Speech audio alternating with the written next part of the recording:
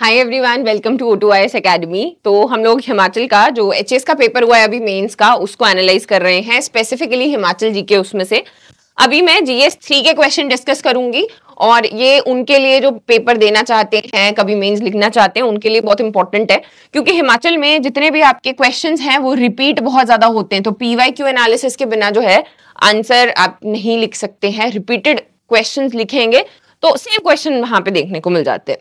तो आज हम लोगों ने जीएस 3 करना है, जिसमें टोटल अगर हम देखें तो 6 क्वेश्चन हैं। 3 जो है वो 8 में पूछे गए हैं और 3 पूछे गए हैं 12 में। अब मॉडल आंसर अगेन कुछ होता नहीं है। इससे पहले मैंने आपको जीएस 2 और जीएस पेपर 1 की भी एनालिसिस दिया, तो मैंने यही बोला कि सब लोग के लिखने का अपना अपना स्टाइल होता है, लेकिन कुछ चीजें होनी चाहिए जो आपके आंसर में, वो मैं आपको बताऊंगी। वैसे मैंने इंट्रो, वो बॉडी सब कुछ डाला है, बट अगेन अपना अपना तरीका रहता है। सबसे पहला जो क्वेश्चन है वो बात करता है कि हिमाचल प्रदेश में जो लैंड टेन्योर सिस्टम है और साइज है लैंड का वो बहुत ही छोटा है, इससे सस्टेनेबल एग्रीकल्चरल ग्रोथ के ऊपर क्या फर्क पड़ता है। दूसरा क्वेश्चन था बायोडाइवर्सिटी हेरिटेज साइट्स के ऊपर, इनकी इंपॉर्टेंस क्या है। और तीसरा था इको टूरिज्म, ग्रीन टूरिज्म, इसके ऊपर। इनफैक्ट यहाँ पर एक और टूरिज्म के ऊपर क्वेश्चन था। तो टोटल हमारे 3 क्वेश्चन थे। पहले जो आपका जीएस 1 है उसमें भी था और इसमें भी इन्होंने डाला हुआ है। एक था जीआई टैग्स के ऊपर कि क्या पॉलिसी है इसकी और किस तरीके से कौन कौन से जीआई टैग्स हैं हमारे। एंड दिस वन वाज कि हाइड्रो पोटेंशियल और टूरिज्म सेक्टर जो है वो जीडीपी ग्रोथ को यहाँ पर अफेक्ट करते हैं, इंपैक्ट करते हैं, कैसे करते हैं वो डिस्कस करता है। तो एक एक करके हम लोग इनको देखेंगे। सबसे पहला क्वेश्चन देखते हैं। देखो, land tenure system and size of land holding impact in Himachal Pradesh to achieve the sustainable agriculture growth. तो सबसे पहले तो हम लोग यही बात करेंगे कि ठीक है जी, ये जो रिलेशनशिप है इनके बीच में, ये आपका इंपॉर्टेंट एक चैलेंज रहा है, हिंडर किया है इसने हिमाचल प्रदेश की जो एग्रीकल्चरल ग्रोथ है उसको। तो सबसे पहले प्रॉब्लम क्या आ रही है? प्रॉब्लम है small land holdings, land fragmentation. Again अगर इकोनॉमिक सर्वे, अभी मेरे एक स्टूडेंट जो मेंस लिख कर आए हैं उन्होंने बताया कि उन्होंने ये ड्रॉ किया है वहां पर। तो इस तरीके से आपका की जो लैंड होल्डिंग है एवरेज पर्सन की वो 0.95% है, तो उससे एग्रीकल्चर होना मुश्किल हो जाता है। इतनी छोटी लैंड के ऊपर cost, complexity of the farming जो है वो अगेन क्या हो जाता है, मिक्स हो जाता है, जिससे कि प्रॉफिट नहीं निकल पाता है। दूसरा आ जाता है हिंड्रेंस टू मैकेनाइजेशन। छोटे छोटे प्लॉट है, टेरेस फार्मिंग है, कुछ भी हो सकता है, डिफरेंट तरीके के प्लॉट्स हैं हिमाचल में। अब यहाँ पर क्या हो रहा है, बड़ी मशीनरी जो है वो यूज नहीं की जा सकती। जितनी देर में पूरा जैसे वो आपके कोई भी बड़ा हार्वेस्टर, क्रशर आएगा, उतनी देर में खेत खत्म हो जाएगा। तो मॉडर्न मशीनरी जो है, इरिगेशन सिस्टम है, प्रिसीजन फार्मिंग है, इनका इस्तेमाल नहीं किया जा सकता because land holding is small. फिर आ गया लो प्रॉफिटेबिलिटी, कि इतने छोटे अगर आपके फार्म्स हैं तो वहां पर एग्रीकल्चर से प्रॉफिट निकाल पाना जो है वो मुश्किल हो जाता है। इसीलिए भी हमने ये देखा कि लोगों का जो बेंड है वो हॉर्टिकल्चर की तरफ ज्यादा बढ़ रहा है। लोग जो है हॉर्टिकल्चर की तरफ शिफ्ट कर जाते हैं। लिमिटेड क्रेडिट एक्सेस, के जमीन के ऊपर ही लोन मिलता है, लेकिन जमीन ही थोड़ी थोड़ी बटी हुई है, तो जो क्रेडिट है वो प्रॉपरली, हाई कॉस्ट क्रेडिट यहाँ पर नहीं मिल पाता। इन समरी, जो फ्रेगमेंटेशन है प्लॉट्स की, टेन्योर की इनसिक्योरिटी है, इसी की वजह से जो लोग हैं वो सस्टेनेबल एग्रीकल्चर नहीं कर पा रहे। इसी तरीके के इसमें पॉइंट्स होने थे। नेक्स्ट आ जाते हैं हम लोग बायोडाइवर्सिटी हेरिटेज साइट्स के ऊपर, क्या ये होती हैं। फिर था कि इसके ऑब्जेक्टिव क्या है और सिग्निफिकेंस क्या है। तो ये भी मैंने पढ़ाया हुआ पहले। तो इसमें सबसे पहले तो लिखना है कि ये क्या होती हैं। देखो, अब वही आपका पढ़ाऊंगी नहीं मैं, ये अलग से मैंने लेक्चर लिया हुआ है कि क्या नेशनल पार्क्स होते हैं, क्या वाइल्ड लाइफ सेंचुरी होती है, क्या बायो डाइवर्सिटी हेरिटेज साइट्स होती है। तो ये लीगली डेजिग्नेटेड आपके ऐसे एरियाज हैं जो कि इंपॉर्टेंट है। हिमाचल प्रदेश में 3 हैं, ये लिख सकते हो आप इंट्रो में। ये आपके बायोलॉजिकल डाइवर्सिटी एक्ट है 2002 का, उसके अंडर आती है। और यहाँ पर जो भी यूनिक आपकी इकोलॉजिकली सेंसिटिव इकोसिस्टम्स हैं वहां पर इनको रखा जाता है या इनको चूज किया जाता है। अब व्हाट तो आ गया, अब इसका सिग्निफिकेंस और ऑब्जेक्टिव चाहिए हमें। सिग्निफिकेंस जो है, पहले आप इनको 3 को वो कर सकते हो कि हिमाचल प्रदेश में 3 हैं, इनके बारे में लिखना चाहते हो तो चलेगा। जो कि 2 हैं वो यहाँ पर, कहाँ पर, पांगी के चंबा में है, ये भी पांगी में है। सेक्रेड ग्रूव्स, सेक्रेड ग्रूव्स वैसे होते हैं जैसे लोगों के लिए जो पूजनीय है। अब यहाँ पर आपका पहला आता है सुराल बटोरी में, दूसरा है हुडान बटोरी में, और तीसरा जो है नैनघार विलेज में। नीलकंठ लेक है इसके पास में, लेक्स पढ़ते हैं तो वहां पे पढ़ते हैं हम लोग, नीलकंठ लेक के पास में नैनघार जो है वैली में नीलकंठ लेक है। तो ये आपका लाहौल एंड स्पीति में, तो तीनों हम देख रहे हैं कि अपर एरिया में है। 3 हमारे पास में बायोडाइवर्सिटी हेरिटेज साइट्स हैं। सिग्निफिकेंस क्या बात करेगा इसकी, जैसा इसका नाम है बायोडाइवर्सिटी हेरिटेज साइट, के ये हमारे लिए देखो इंपॉर्टेंट है कि जो एक कन्वेंशनल हम लोग प्रोटेक्ट कर रहे हैं, जिसमें एक ये आपका बड़े बड़े जो नेशनल पार्क्स है, सेंचुरीज हैं, इसके अलावा एक इंपॉर्टेंट एरिया जिससे कि एनवायरनमेंट को कंजर्व किया जा सकता है, बायोडाइवर्सिटी को कंजर्व किया जा सकता है, सेव किया जा सकता है। तो जो है, जो भी आपकी थ्रेटेंड स्पीशीज है, जैसे कि यहाँ पे हम देख रहे हैं बेटुला यूटिलिस, भोजपत्र जो है वो मिलता है। एग्जाम्पल लिखते जाना साथ साथ में कि सुराल बटोरी में जो है ये मिल रहा है, वो मिल रहा है, तेज पत्ता जो है वो यहाँ पे मिलता है। ये सारे वल्नरेबल और एंडेंजर्ड में ही आते हैं। तो थ्रेटेंड स्पीशीज जितनी भी है वो यहाँ पर उनको सेव किया जाता है। डोमेस्टिकेटेड बायोडाइवर्सिटी जो सिर्फ वहां की है, स्पेशली चंबा की अगर हम बात करें तो वहां पे ऐसे प्लांट्स हैं जो सिर्फ वहां पे पाए जाते हैं। और ऑब्जेक्टिव जो है वो क्या है, in situ conservation. In situ यानी कि उसी जगह पे उनका कंजर्वेशन हो जाता है, चाहे वो फ्लोरा हो चाहे वो फौना हो, जिसको हम बेसिकली बायोडाइवर्सिटी बोल रहे हैं। तो ये आपका, जैसे ये आपका पूरा का पूरा यहाँ पर आ जाएगा। तो इस तरीके से आप इसमें आंसर लिख सकते हो। नेक्स्ट आ गया हमारा 8 नंबर का लास्ट क्वेश्चन कि इको टूरिज्म और ग्रीन टूरिज्म जो है ये कॉन्सेप्ट क्या होते हैं। अब एक चीज समझनी है कि यहाँ पे डिफरेंस नहीं पूछा है, यहाँ पूछा define the concepts of eco tourism and green tourism, और फिर कैसे ये कंट्रीब्यूट करते हैं सस्टेनेबल डेवलपमेंट में हिमाचल प्रदेश की। तो पहली चीज तो ये इंटरचेंजेबली यूज हो जाते हैं ये एक दूसरे में, कभी इको टूरिज्म को ग्रीन टूरिज्म बोल दिया जाता है। इनका जो मीनिंग है आप दोनों को एक्सप्लेन कर सकते हो। इको टूरिज्म हो गया जहां पर बर्ड वॉचिंग, ये वो सिर पैर ये सारी चीजें होती हैं बिना एनवायरनमेंट को हिलाए हुए, वहां पर जो भी आपके लोकल लोग हैं वो भी हेल्प करते हैं, एनवायरनमेंट को बचाया जाता है। जो ग्रीन टूरिज्म है यहाँ पे कुछ रूल्स एंड रेगुलेशन, जैसे कि मणि महेश का एग्जांपल आप देख सकते हो। यहाँ पे रिसेंटली वहां पे प्लास्टिक फ्री या फिर कूपन्स दिए जाएंगे अगर 1 यूज प्लास्टिक भी कोई लेके जाता है, ताकि उनसे वापस वो लिया जा सके और वहां पर पोल्यूशन ना हो। तो अब ये क्या हो गया, ये आपकी टूरिज्म एक्टिविटीज को ग्रीन करने का ग्रीन इनिशिएटिव हो गया। तो जो ग्रीन टूरिज्म है इसमें कुछ, जैसे एग्जाम्पल एक और अगर हम लोग लिखना चाहते हैं, यहाँ पे रोहतांग टनल में दिन में कितने व्हीकल्स जो हैं वो लाहौल वैली साइड जा सकते हैं, तो इसके ऊपर प्रतिबंध लगाया जाता है। वो क्या है, ग्रीन टूरिज्म का पार्ट है। लेकिन आगे जाके अगर हम लोग देखें तो इको ट्रेल्स या हट्स बनाए होते हैं, वो इको टूरिज्म होता है। तो ये आपका डिफरेंस है। कंट्रीब्यूशन की अगर बात की जाए, सबसे पहला एनवायरमेंटल सस्टेनेबिलिटी, इको टूरिज्म हो या ग्रीन, हम पहली चीज जो है एनवायरमेंट को बचाना चाहते हैं, बायोडाइवर्सिटी की कंजर्वेशन कर रहे हैं। और अगर वहां से कुछ फीस लगती है, प्रॉफिट्स आते हैं कि कोई जो है ग्रेट यही आपका नेशनल पार्क में जाके थोड़े बहुत एरिया रखे ना फॉरेस्ट वालों ने कि हाँ ठीक है यहाँ पे टेंट लगा सकते हो आप, तो वो क्या है, फीस और प्रॉफिट वहां से आएगा।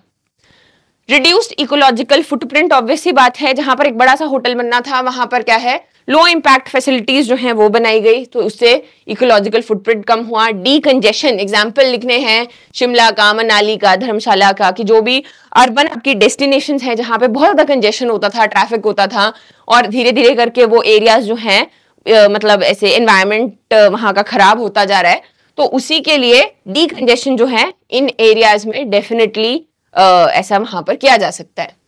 दूसरा था आपका इकोनॉमिक और सोशियो कल्चरल सस्टेनेबिलिटी। इकोनॉमी तो वही आ गया, मैंने बहुत बार बताया कि जहां पर भी, इसको बोलते हैं फॉरवर्ड बैकवर्ड लिंकेज, जहां पर भी कोई भी इंडस्ट्री आती है, जैसे कि हम लोग टूरिज्म की बात करते हैं, तो वो जो है आगे पीछे इधर उधर सबको जो है रोजगार मिलता है। जो भी आपके साथ में भी इनफैक्ट एरियाज हैं, ये आगे भी लिखा होगा शायद मैंने, जो भी एग्रीकल्चर हो गया, डेयरी हो गया, उन सभी को इसका फायदा मिलता है, तो वो भी इसमें ऐड हो जाएगा। सोशियो कल्चरल सस्टेनेबिलिटी में अगर हम देखें तो कल्चरल प्रिजर्वेशन है, साथ ही में एजुकेशन अवेयरनेस और लोकल इन्वॉल्वमेंट लोग लेके आते हैं। कल्चरल प्रिजर्वेशन की अगर बात की जाए तो जैसे हम लोग सिरोलसर लेक है जलोड़ी पास के ऊपर, उसका एग्जांपल दे सकते हैं कि लोगों को वहां पर मना किया गया कि जूते पहन के नहीं जाना है, और वहां पर आसपास कोई किसी भी तरीके की डेवलपमेंट नहीं होगी, तो क्या हुआ, पास में बूढ़ी नागिन का मंदिर था वो बच गया, जो आपका उनकी जो सेक्रेड वो है उसको रखा गया। अगेन यही आपके कुछ यहाँ पर इको टूरिज्म और ग्रीन टूरिज्म के बारे में आप लिख सकते हैं। ज्यादा दिया है मैंने, जो 150 वर्ड्स है उसमें थोड़ा कम लिखा जाएगा। अगले हैं आपके 12 मार्कर्स। सबसे पहला बात करता है कि हाइड्रो पोटेंशियल और टूरिज्म ये दोनों बड़े इंपॉर्टेंट सेक्टर है, तो बोलते कैसे वो जीडीपी में कंट्रीब्यूट कर रहे हैं। पहले तो यही लिखेंगे हम लोग कि ठीक है, हिमाचल जो है पावर स्टेट भी है, टूरिस्ट पैराडाइज भी है, और दोनों ही जीडीपी में कंट्रीब्यूट भी यहाँ पर कर रहे हैं, और बहुत सारा इसमें पोटेंशियल भी है। तो इन दी फॉलोइंग वेज, अगर आपको पैराज भी बनाने हैं तो आप वैसे भी लिख सकते हो। सबसे पहले हाइड्रो पोटेंशियल की जब हम बात करेंगे, याद ही कर लेना होता है, ये तो पहले भी पूछा गया है कि आपका कितना, हमारा जो पोटेंशियल है वो 27,000 मेगावाट है, जिसमें से अराउंड 10,000 मेगावाट हम लोग अचीव कर चुके हैं, और इसमें से रेवेन्यू और रॉयल्टी जो है वो ऑलरेडी आ रही है। जीडीपी में इसका क्वेश्चन के आसपास भी रहना है ना, जीडीपी में इसका योगदान है, तो वहां पे तो है ही डेफिनेटली। बहुत सारे इंपॉर्टेंट प्रोजेक्ट्स हैं, जैसे कि नाथपा झाकड़ी है, कोल डैम है, पार्वती, 2-3 भी अगर आप इसमें से 2 भी लिख सको तो वो भी काफी है। बाकी जैसे जो हमने अपने, हमारी बिजली सस्ती है, इंडस्ट्रीज को भी हम सस्ती दे रहे हैं, रूरल इलेक्ट्रिफिकेशन, हर एक गांव तक बिजली पहुंची हुई है, तो वो क्या है, ये आपके पावर, हाइड्रो पावर सेक्टर की वजह से। फिर हम टूरिज्म के बारे में लिखेंगे कि टूरिज्म जो है 7 से 8% देता है, जीडीपी में देता है, और लोगों को बहुत सारा रोजगार मिलता है। अलग अलग एरियाज हैं, जैसे कि वही रिलीजियस श्राइन्स है, एडवेंचर स्पोर्ट्स है, कल्चरल डाइवर्सिटी है, वही आपके जो थीम्स ऑफ टूरिज्म है वो थोड़ा सा आप मेंशन कर सकते हो यहाँ पे, रिलीजियस टूरिज्म, लेक टूरिज्म, फिर आपका MICE टूरिज्म, वो सारे के सारे। जैसे शिमला, मंडी, धर्मशाला, कुल्लू है, यहाँ पर ट्रांसपोर्ट, लोकल हैंडीक्राफ्ट है, या फिर आपकी हॉस्पिटैलिटी, सबको मौका मिलता है। जब टूरिस्ट आता है तो ये सारी की सारी चीजें वहां पर आती हैं। साथ में ही स्मॉल स्केल इंडस्ट्रीज जो हैं वो भी राइज करती हैं, चाहे वो आपका एग्रीकल्चर रहा हो, सेमी अर्बन एरियाज हैं, कोई रिवर राफ्टिंग करवा लेगा, वो सारी चीजें। तो इस तरीके से फ्यूचर पर्सपेक्टिव में इसमें हम ये लिखेंगे कि ठीक है, हाइड्रो पोटेंशियल और टूरिज्म जो है वो दोनों तो अच्छे से यहाँ पर कंट्रीब्यूट कर ही रहे हैं, लेकिन इसको हम आने वाले टाइम में बढ़ाना चाहेंगे। बैलेंस्ड एक्सपेंशन वर्ड है, एनवायरमेंटल सेफगार्ड जो है ये वर्ड है। क्यों है वर्ड? लद्दाख में भी देखा ना हमने कि वहां पे भी क्या हुआ, बेसिकली शुरुआत वहीं पे हुई थी कि हाइड्रो पावर प्रोजेक्ट कोई बनाना है, कि आपके ले में भी मना कर लाहौल एंड स्पीति में भी मना कर रहे थे कि नहीं बनाना है, तो वहां से शुरुआत हुई। तो हमने क्या करना है, एनवायरमेंट को भी बचाना है और बैलेंस्ड एक्सपेंशन रखना है। अगला क्वेश्चन बात करता है पॉलिसी क्या है for the registration of, basically geographical indication को कैसे हिमाचल प्रदेश में क्या पॉलिसी है उसकी, और बताने भी है कुछ इनमें से कि किस किस को मिला है, डिस्क्राइब करना है। अब यहाँ पर इसको भी अगेन लिखने के 2 तरीके हैं। सबसे पहला जो है इंट्रोडक्शन में आप लिख दो कि ठीक है, हिमाचल प्रदेश पहला स्टेट है इंडिया का जिसने पॉलिसी बनाई थी अपने जो registration and protection of geographical indication है उनके लिए। ये कौन से इसमें आता है, ये ज्योग्राफिकल इंडिकेशन ऑफ गुड्स, यही रजिस्ट्रेशन एंड आपका प्रोटेक्शन है 1999 का। ये तो मैं हिस्ट्री नहीं पढ़ाऊंगी, पीछे इसमें बहुत कुछ है, कैसे WTO से शुरुआत हुई, यहाँ से ऐसा हुआ। और हिमाचल प्रदेश में Himachal Pradesh patent information centre भी है, जो कि क्या होता है, GI ओरिजिन के आधार के ऊपर उसकी यूनिक कुछ स्पेसिफिक क्वालिटीज के बेसिस के ऊपर उसको GI टैग दिया जाता है। अब यही है, और क्या ऐड कर सकते हैं कि जो आपका ये पेटेंट सेंटर है ये आपका हिमकॉस्ट के अंदर काम करता है, और यही लोग सबको भर के देते हैं। एक बार क्वेश्चन जो है इसके ऊपर भी पूछा गया था, पेटेंट इंफॉर्मेशन सेंटर के क्या ऑब्जेक्टिव्स हैं, कि पता नहीं क्या पॉलिसी है, इसके ऊपर पूछा गया था। अब यहाँ पर जो है ये इसकी नोडल एजेंसी रहती है, जिस भी गुड्स या सर्विसेज में, किसी भी चीज में, कहीं का राइस है, कहीं की मेज है, कहीं का हैंडीक्राफ्ट है, जिसमें भी पोटेंशियल होता है उनके लिए जो है ये यहाँ पर GI भरते हैं। अगर वो अप्रूव हो जाता है तो लोगों तक, बहुत सारे जो आपकी कम्युनिटी है उस तक फायदा पहुंचता है। अब आगे 2 तरीके हैं इसको लिखने के। इधर आप इसको इस तरीके से लिख लो कि आपने हिमाचल को 2 में ही है, हैंडीक्राफ्ट में और एग्रीकल्चर या नेचुरल में, कि ये सारी चीजें हैं, इनको थोड़ा इलैबोरेट कर दिया। या फिर आप इनको इस तरीके से भी लिख सकते हो कि हमारे पास में ये सारी की सारी चीजें जो हैं उनको GI टैग दिया गया है, और फिर क्या है, इनको अगेन थोड़ा सा एक्सप्लेन करना पड़ेगा कहाँ की हैं, कैसी हैं। कांगड़ा की पेंटिंग्स हैं तो ये 300 साल पुरानी है, अगर चंबा की चप्पल है तो ये भी पीछे जाती है। मतलब 2-2 लाइन, ऐसा नहीं कि बहुत सारा, 2-2 लाइन जो है वो तो आपको लिखनी ही पड़ेगी। नेक्स्ट लास्ट क्वेश्चन हमारा है जो कि पहले 20 नंबर का होता था टूरिज्म के ऊपर। यहाँ पे पूछा गया है कि हिमाचल में अलग अलग टाइप का टूरिज्म होता है, एडवेंचर और हेरिटेज, रिलीजियस, ये 3 मेंशन किए हैं। इन तीनों को बताना है कैसे है और ये कैसे कंट्रीब्यूट कर रहे हैं स्टेट की इकोनॉमी में और कल्चरल प्रिजर्वेशन में। तो सबसे पहले तो टूरिज्म की अगर बात की जाए, ये हमारे 7% जो है जीडीपी में कंट्रीब्यूट करता है। और ये तीनों टाइप के ये टूरिज्म हमें देखने को मिलते हैं, चाहे रिलीजियस है, हेरिटेज है, ये है। अब इनको एक्सप्लेन कर देना है। सबसे पहले रिलीजियस टूरिज्म की बात करेंगे हम लोग, तो हर एक डाल सकते हो आप इसमें। ऊपर बुद्धिज्म वाली जो मोनेस्ट्रीज हैं उनको भी डाला जा सकता है, ताबो की। फिर आपका जो शक्तिपीठ है सारे, ज्वालामुखी, नैना देवी, चिंतपूर्णी, वो इसमें आ जाएंगे। शिव शक्ति सर्किट है, शिव जी वाला जो भी आपका बैजनाथ है, भूतनाथ टेम्पल है, मंडी कुल्लू वाली साइड जो भी है वो भी आ जाते हैं इसमें। बहुत सारे टूरिस्ट यहाँ पर जो है आते हैं दर्शन करने के लिए, जो कि लोकल ट्रेड को बूस्ट करते हैं, ट्रांसपोर्टेशन सर्विसेज सारी चीजें होती हैं। एडवेंचर टूरिज्म, एडवेंचर में भाई राफ्टिंग है, फिर आपकी पैराग्लाइडिंग, स्कीइंग, ट्रैकिंग, ये सारी ट्रैकिंग जो है वो भी अगेन क्या है, एडवेंचर में ही आता है। कुल्लू, मनाली, सोलांग, बीर बिलिंग, स्पीति, ये सारे के सारे आपके पोटेंशियल साइट्स हैं। Third one is heritage tourism. किसी भी इसके बारे में लिख लो, पहाड़ी पेंटिंग्स जो हैं वो तो हैं ही, कॉलोनियल आर्किटेक्चर, शिमला की अगर बात की जाए एडवांस स्टडी से लेके गेटी थिएटर तक वो सारा का सारा आ गया इसमें। हेरिटेज में साथ में हम लोग और जो टेम्पल्स या आर्किटेक्चर है उसको भी ऐड कर सकते हैं, जो पुराना आर्किटेक्चर है। फॉर एग्जांपल आपके मसरूर रॉक कट टेम्पल्स हैं, तो इस तरीके के जो टेम्पल्स हैं वो भी हेरिटेज का पार्ट ही आते हैं। एट द सेम टाइम मैंने इसमें एक और चीज ऐड करनी थी, हेरिटेज टूरिज्म। हाँ, जैसे आपका हमने रिसेंट ही है वैसे तो वो, पर फिर भी लोग जाते हैं, अंद्रेता विलेज है, तो वो जो है वो भी इसका पार्ट है। इकोनॉमिक कंट्रीब्यूशन की अगर बात की जाए तो 7% तो हमने देख लिया जीडीपी में है। 14% लोग को डायरेक्ट या फिर इनडायरेक्ट एम्प्लॉयमेंट यहाँ से मिलती है, और जिससे कि बहुत सारे लोग यहाँ से अपनी आजीविका कमाते हैं। मल्टीप्लायर इफेक्ट होता है, कोई आता है तो हैंडीक्राफ्ट लेकर जाता है, हैंडलूम कुछ लेकर जाता है, कुल्लू की शॉल या चंबा का रुमाल लेके जाएगा। हॉर्टिकल्चर और एग्रीकल्चर में एचपीएमसी आता है, जो कि अगेन वाइन से लेकर चटनी तक सब कुछ बेचते हैं। पर टूरिज्म आया तो बेसिकली लोकली भी लोग ये कर सकते हैं। कंस्ट्रक्शन और ट्रांसपोर्ट जो है वो इसका यहाँ पर पार्ट रहता है। कल्चरल प्रिजर्वेशन की अगर बात की जाए तो आता है हेरिटेज कंजर्वेशन, जैसे कि हिस्टोरिकल साइट्स है, कांगड़ा का फोर्ट है।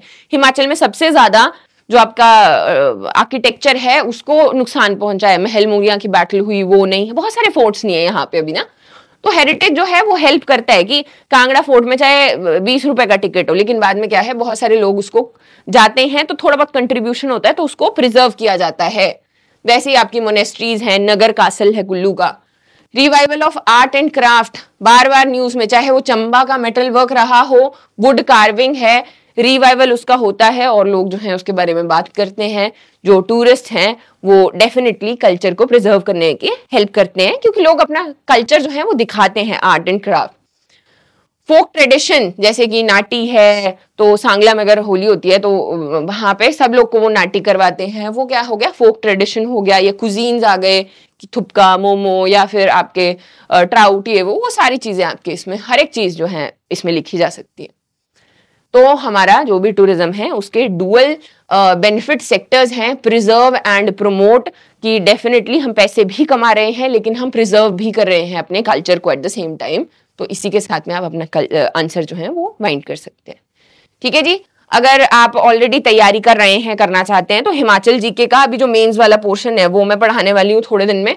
तो अगर आप इसको ज्वाइन करना चाहते हैं तो ये नीचे नंबर दिए गए हैं, डिस्क्रिप्शन बॉक्स में भी होगी डिटेल, तो वहां से आपने देख लेना है। स्पेसिफिक जैसे कि आपका पॉलिटिक्स हो गया, ये जितने भी क्वेश्चंस आए थे ये सारे हम लोग वहां पर एक एक करके डिस्कस करेंगे। So thank you so much for watching. I wish you all the very best and see you soon.